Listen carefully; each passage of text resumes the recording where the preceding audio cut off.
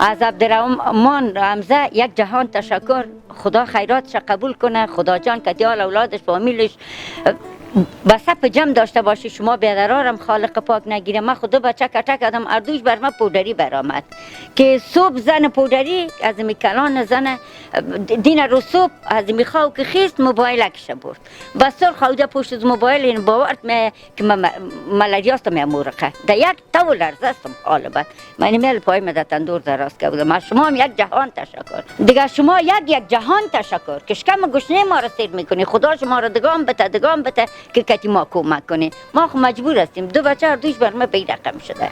بر ما خو گفت که چوب. ما گفتم نه که خوراکش شوه. اگر نه خنک خوب خنک روان است. این از خاطر زمین که شکمکای گشنه یا سیر شوه.